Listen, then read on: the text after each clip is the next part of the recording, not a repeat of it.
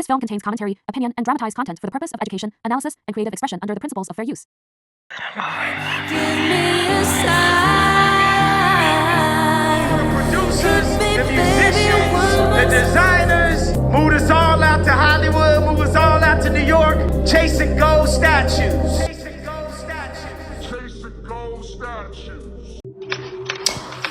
Then 4 hours later, there were over 200 paparazzi outside my house videotaping me through a window of an ambulance holding me down on a groomer.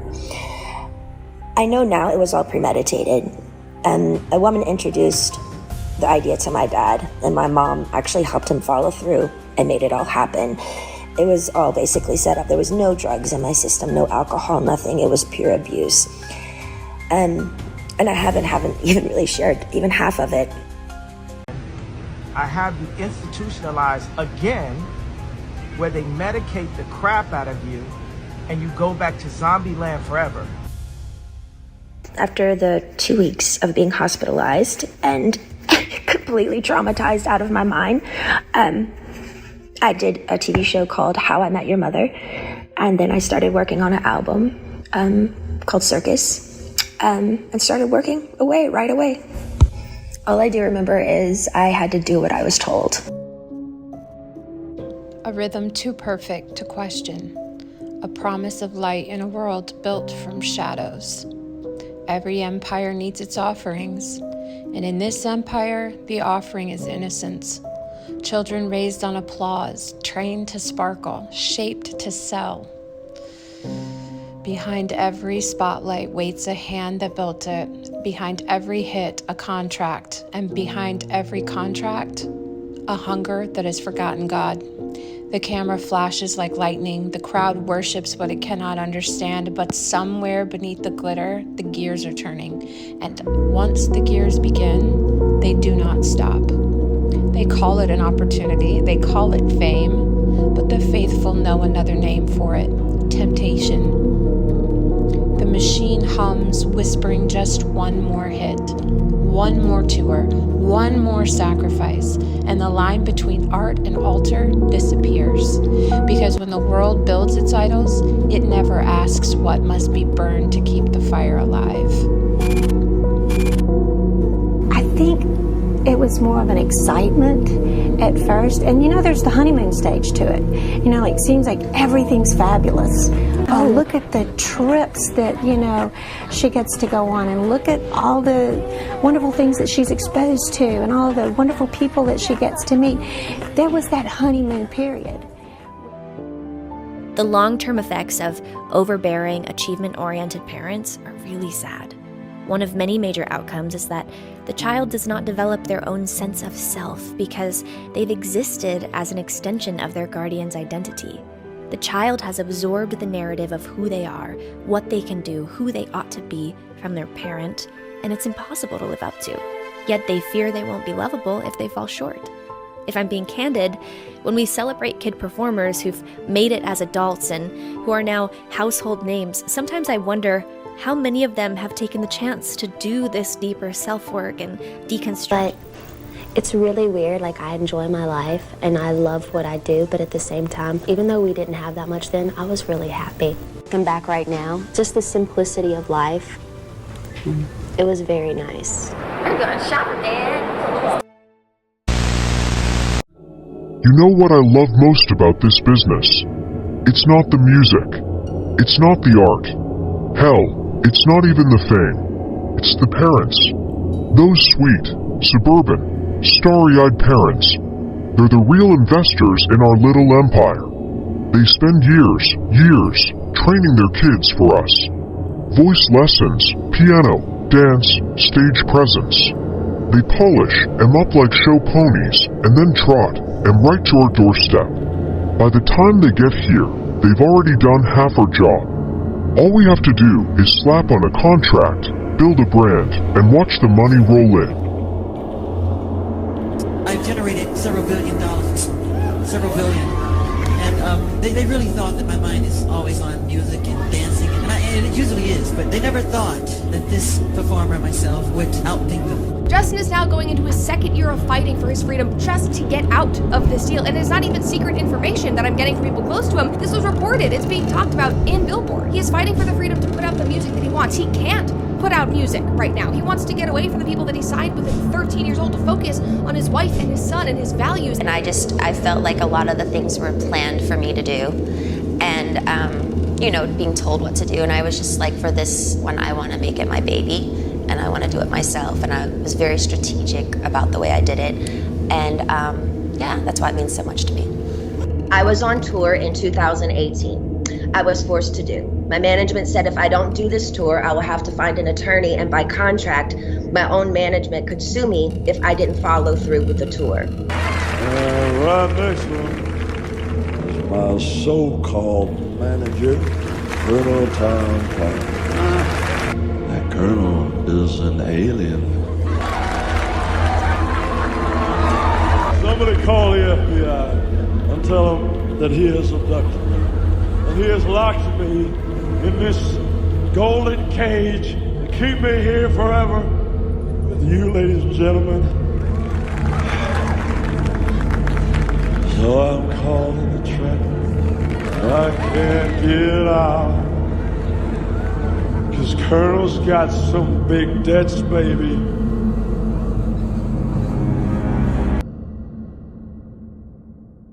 I need you guys to really understand what's behind the music business. Where does the energy come from behind the artists? Okay, a lot of these artists and a lot of that LA activity is backed by the Mexican cartel.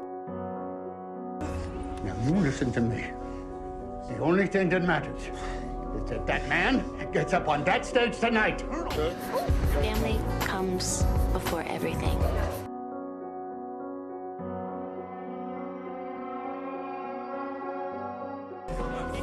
If he was my son, I'd put him in a hospital. And of course, this is a Presley Enterprises decision. Vernon?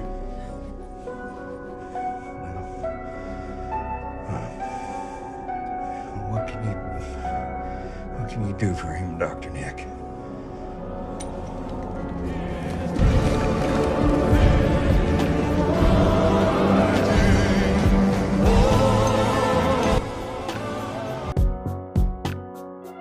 I am saying that Michael Jackson died, unfortunately, from an accident based upon his actions. Hand on heart, you don't believe that, do what? You made that up. That's just not true.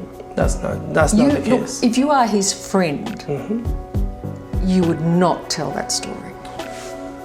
I was not present when Michael Jackson took matters in his own hand. Michael Jackson, as you have realized now, is a drug addict. When I asked them, how much lithium did you want to put me on exactly? It took them 4 days to answer because they were embarrassed about the amount, right? And I refused to take this, right? You understand that if I had taken the medication, I would not be here, and it would have been, he was deeply troubled. We miss him. We love his music, though. Well, they would have Britney Spears you. I mean, look. They would have Michael Jackson. Or worse, yeah. As fans are becoming increasingly worried for Britney Spears' safety, Kanye West is speaking out on how Hollywood handlers destroyed Britney with lithium. The peel culture was deeply embedded in Hollywood. Studio executives controlled every part of a star's life, from their diets to their romantic partners. And that included their drug intake. If an actor was deemed too tired, they were sent to the studio doctor for a prescription. If they were gaining weight, the solution wasn't exercise or diet, was more pills. The same amphetamines that kept stars awake during filming were joined by barbiturates at night to help them sleep. A dangerous cycle began. Uppers in the morning, downers at night, day after day, week after week. Judy Garland was one of the earliest victims of this cycle. Happy little bluebirds fly. You can't write how nervous my hands get. or how lost I might get when I have to remember, because I went through 5 years of psychoanalysis going back over a life that was no good to begin with. It's a little bit, I'm doing it purely for money, because I deserve it. I've sung, I've entertained, I've pleased your children, I've pleased your wives, I've pleased you, you sons of and you can't deny that! They're not protecting me, they're gonna move the house away with the kids. Amphetamines, like Adderall, they are stimulants, similar to cocaine, similar to caffeine. And so when you are on a drug that's a constant stimulant, it's going to increase the activity of certain organ systems, which over time can be an issue. There are going to be side effects. And it's important to remember, you cannot take a synthetic chemical for long term without there being some sort of side effect within the body. Even if we don't have a long-term study, which that's one of the issues, by the way, there aren't a lot of long-term studies on the side effects of ADHD medications. So prolonged use or short-term high-dose usage can result in deterioration of your cognitive or physical abilities. When she went in, she was tired, she was exhausted, she was in a bad way, but 10 years of that medication wrecked her brain. You can see it now. You can see there's not much of her left. Gently down the stream.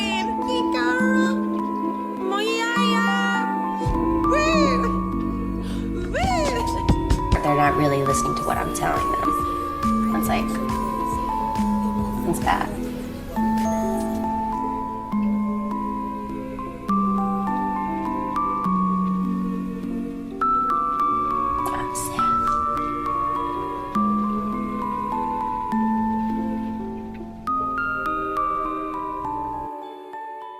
Among the bombshell revelations, that she had an abortion decades ago after a pregnancy with then-boyfriend Justin Timberlake. That disclosure coming through excerpts of the memoir released early to People magazine. The pregnancy was a surprise, but for me, it wasn't a tragedy, Spears writes. I love Justin so much. I always expected us to have a family together one day. Justin definitely wasn't happy about the pregnancy. He said we weren't ready to have a baby in our lives, that we were way too young. The couple started dating when Timberlake was 18 and Spears just 17. The abortion, she recalls, is one of the most agonizing things I have ever experienced.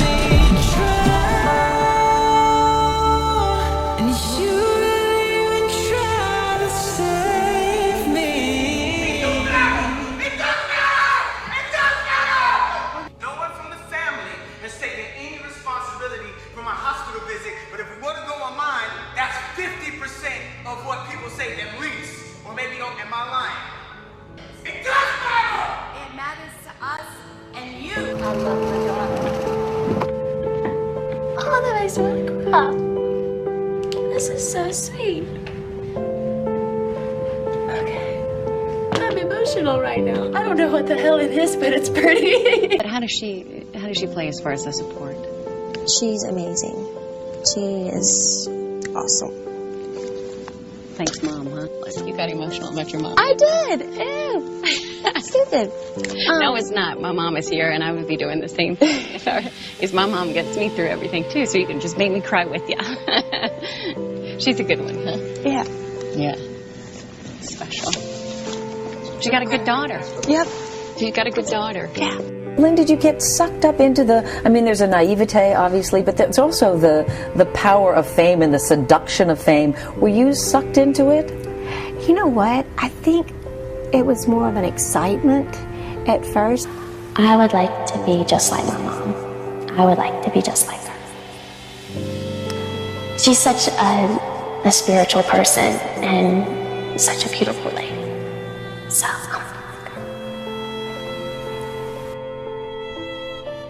My mom is the one who gave him the idea. My dad is not smart enough to ever think of a conservatorship. You even said the fact that she was even in the hospital was not something that you had orchestrated. No. It was a shock. You know, I mean, how did this happen? E.T. spoke with Lynn in 2008, months after her daughter was placed on an involuntary psychiatric hold, which led to the 13-year conservatorship. Does she ever talk to you about that time? We don't really talk about that time. She kind of really shut me out. She shut us all out. I will never get those years back, the singer said, adding that her mom secretly ruined her life. And yes, I will call her and Lou Taylor out on it. So take your whole I have no idea what's going on attitude and go F yourself. 4 exclamation marks. Taylor is Spears' former business manager and the founder of TriStar Sports and Entertainment Group. In the New York Times Presents Controlling Britney Spears, the documentary accuses Taylor's TriStar associate Robin Greenhill of monitoring the pop star's iPhone by secretly mirroring her communications on an iPad that was kept in the safe. You are fired! You are fired! You're fired!